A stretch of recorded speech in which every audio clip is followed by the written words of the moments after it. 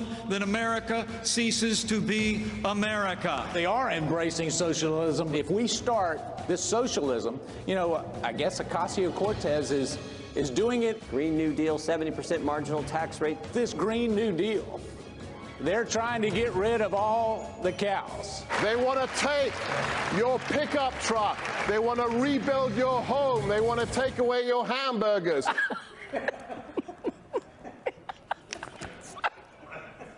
Here on Earth One, the President of the United States is named Donald J. Trump, and he's being investigated for...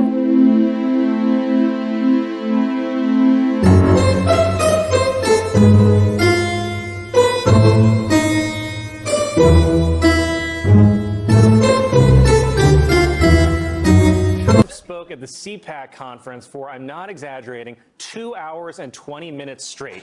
And it started with Trump coming out and hugging the American flag like Lenny from Of Mice and Men.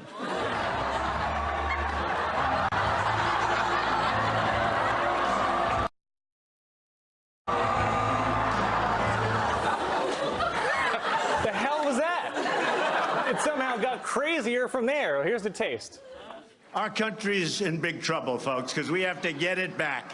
Darling, is the wind blowing today? I'd like to watch television, darling. The Attorney General says I'm going to recuse myself. And I'm in the White House, and I was lonely. I said, let's go to Iraq. So I met generals I didn't know. General 1, General 2, General 3. I said, what's your name? Sir, my name is Raisin. What the hell kind of a name? I said, Raisin, like... the fruit, $7 trillion, and we have to fly in with no lights. Please get us the emails. Please. I'm going to regret this speech.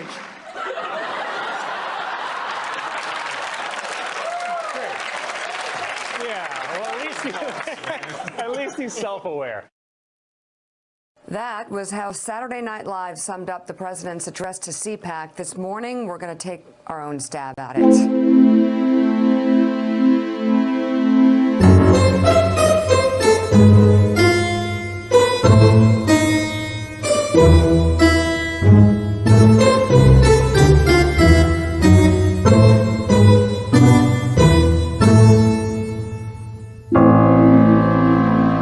Congressman Eric Swalwell, a member of the House Intelligence Committee, will join us tonight. We will get his reaction to President Trump's new defense offered on Saturday.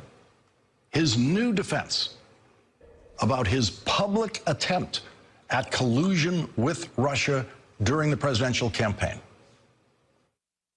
Russia, if you're listening, I hope you're able to find the 30,000 emails that are missing. On Saturday, Donald Trump mounted the joke defense. If you tell a joke, if you're sarcastic, if you're having fun with the audience, if you're in live television with millions of people and 25,000 people in an arena, and if you say something like, Russia, please, if you can, get us Hillary Clinton's emails. Please, Russia, please. That was Donald Trump's imitation of Donald Trump. MSNBC's Katie Tur was actually on the scene when Donald Trump asked Russia to get those emails during the campaign, and he did not use the joke defense. Do you have any qualms about asking a foreign government, Russia, China, anybody, to interfere, to hack into a system of anybody's in this country? That's up to the president. Let the president talk to him. Look, here's the problem. No, you just called for it a moment ago, Mr. Trump. You said the Russians, he has no respect. You said, I welcome them to find those 30,000 emails. Well, they probably have them. I'd like to have them released. Does that not give you pause? No, gives me no pause. No pause, no joke defense. The Washington Post counted 104 lies that the president told in his speech on Saturday. He came close to a lie a minute in what was an 122-minute speech. A piece by Jane Mayer in The New Yorker published online today is titled, The Making of the Fox News White House. The article describes the symbiotic relationship between Fox News and Donald Trump and explains why the 104 lies the president told on Saturday will never be exposed by Fox News. One conservative commentator quoted in the piece, who used to appear on Fox News, will be among our first guests tonight, Jennifer Rubin. She told The New Yorker that Fox News has morphed into something that is not even news. It's simply a mouthpiece for the president, repeating what the president says, no matter how false or contradictory. Jane Mayer reports that before the 2016 election, a FoxNews.com reporter named Diana Falzone had proof that Donald Trump had an affair with Stormy Daniels and that Michael Cohen was negotiating a proposed hush payment, but, quote, Falzone's story didn't run. It kept being passed off from one editor to the next. Falzone at last heard from Ken LaCorte, who was then the head of FoxNews.com. Falzone told colleagues that LaCorte said to her, "Good reporting, kiddo, but Rupert wants Donald Trump to win, so just let it go." Jane Mayer also reports that Trump has told confidants that he has ranked the loyalty of many Fox reporters on a scale of 1 to 10. Brett Baer, Fox News chief political anchor, is a 6. Hannity, a solid 10. Steve Doocy, the co-host of Fox and Friends, is so adoring that Trump gives him a 12. And Jane Mayer reports, and who can argue with those rankings, by the way? Jane Mayer reports that a pair of Fox News insiders and a source close to Donald Trump told her that they believe then Fox News chief Roger Ailes informed Donald Trump's campaign in advance about a debate question that he got from Megyn Kelly at a Fox News debate in 2015. You've called women you don't like fat pigs, dogs, slobs, and disgusting animals. Your Twitter account... Only Rosie O'Donnell. Joining us now.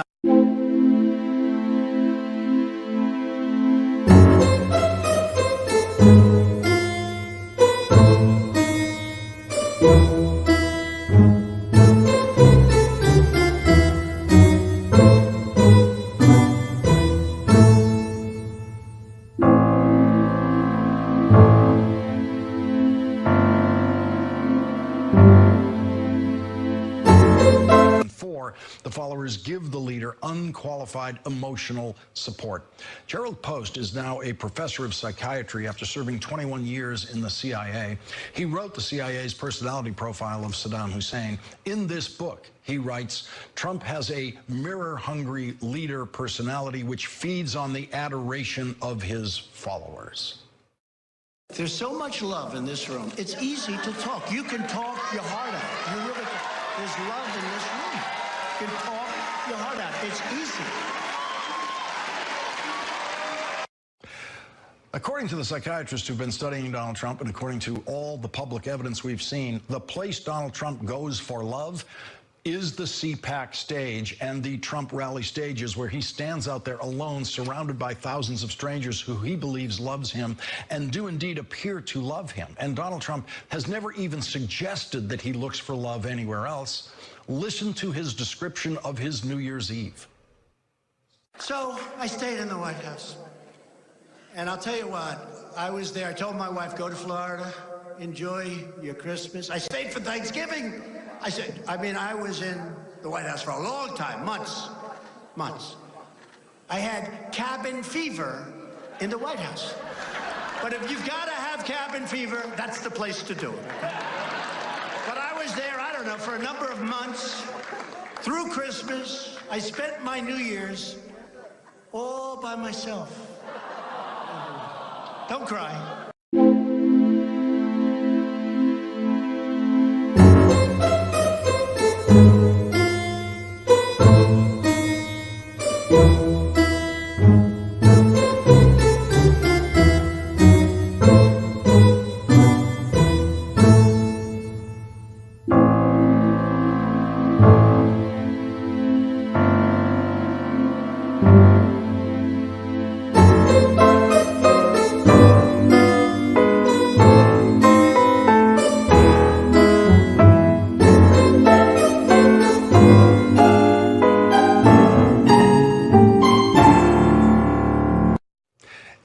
Speech, Donald Trump talked about his wife and he talked about love, but never in the same sentence. And at no point in his presidency or before his presidency have we ever seen Donald Trump hug his wife the way he hugged the American flag on that stage on Saturday.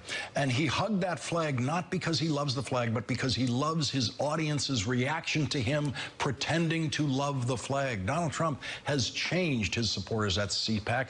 He has literally changed what they think and how they think, and he has done that by systematically wearing down their resistance to what he thinks and what he says. And most importantly, he has eliminated their resistance to what they used to think was unpresidential. After this break, we're going to show you Donald Trump's most unpresidential language at CPAC. It will be unedited. You will hear him say the word that I'm not allowed to say on TV. It's a word that Donald Trump's followers didn't think presidents should use publicly until the madness of Donald Trump changed the way they think. Then in 1913, they ended tariffs, okay? They ended tariffs. Somebody got stupid, and they ended tariffs. No, somebody got stupid on Saturday and said they ended tariffs in 1913. The United States of America did not end tariffs in 1913 and continued to have tariffs on various products throughout the 20th and 21st century. That was Donald Trump insulting the intelligence of his CPAC audience, and they loved it. Donald Trump has mounted an all-out assault on the intelligence of his audience at CPAC for years now, and Donald Trump has won. Stupidity reigns at CPAC now and has every day of the Trump era. The very first keynote speaker at the very first conservative political action conference in 1974 was Ronald Reagan, and they loved him, and they loved the Reagan presidency. Ronald Reagan was a typical anti-tariff Republican of his era, and he began the groundwork for what became the North American Free Trade Agreement, work that was continued by Republican President George H.W. Bush and then completed by Democratic President Bill Clinton. CPAC used to be opposed to tariffs. CPAC used to understand that only Americans pay American tariffs. The Trump tariffs are not paid in foreign countries by foreign countries. The Trump tariffs are paid in America by American consumers. The Trump tariffs are taxes, something that CPAC has always opposed. Donald Trump's tariffs are increases, in effect, in sales taxes on products sold in America. CPAC used to oppose that vehemently.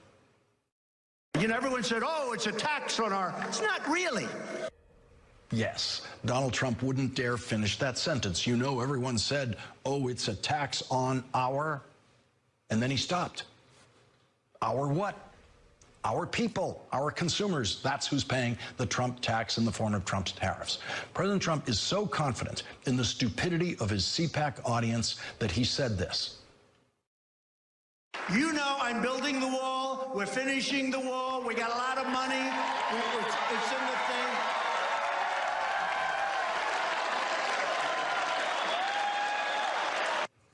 Everyone who can read facts knows that Donald Trump is not building the wall. There will never be a Trump wall, but Donald Trump can still reduce a CPAC audience to mindless chanters about building the wall that will never be built.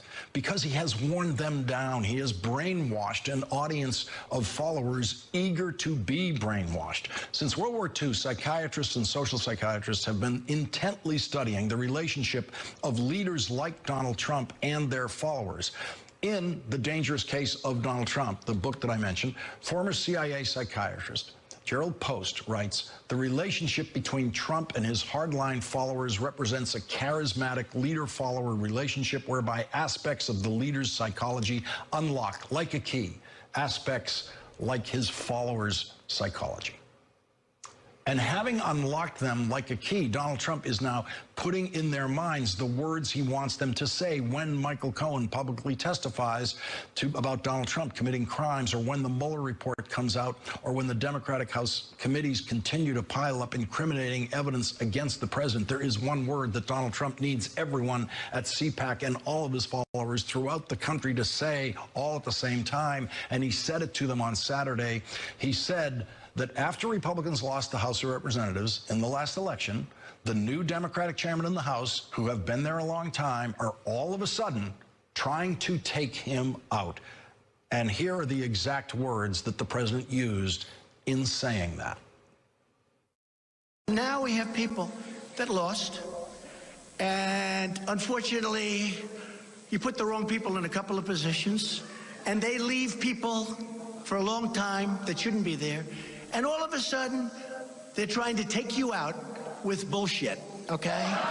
With bullshit. That's the word Donald Trump wants millions of people to scream the day the Mueller report comes out or the day the House Judiciary Committee votes on articles of impeachment. And yes, that audience, in that audience are some of the people who were outraged that President Obama wore a light-colored summer suit in the summer because it was for them a grotesque departure from what they believed was a presidential norm. Now, they did seem to forget that Ronald Reagan wore the same kind of suit in the summer. Trump followers used to be a very harsh border patrol protecting what they believed was presidential decorum before Donald Trump came along. They were eagerly ready to attack a Democratic president for using unpresidential language or wearing the wrong color suit. And now they are ready to learn a new chant, a new one-word chant that Donald Trump began teaching them at CPAC. Donald Trump is getting them ready to go with that one word that I can't say on TV because it is beneath the dignity of an anchorman, an occupation played in the movies by Will Ferrell. Donald Trump has found a spot below that in his public speech, and his followers are doing what they've done every time Donald Trump has said and done something previously offensive to them. If someone else had said it, they have followed Donald Trump to that new low. Those followers of Donald Trump are lost, believing things they didn't used to believe, approving of things they didn't used to approve of. Unless the impeachment process catches up with Donald Trump, Trump followers will remain lost in Trumpism until the majority of Americans who have always opposed Donald Trump and Trumpism turn out in full strength in the next election and do an intervention for Trump followers that removes Donald Trump from office and breaks their addiction to Trumpism. That is tonight's last word.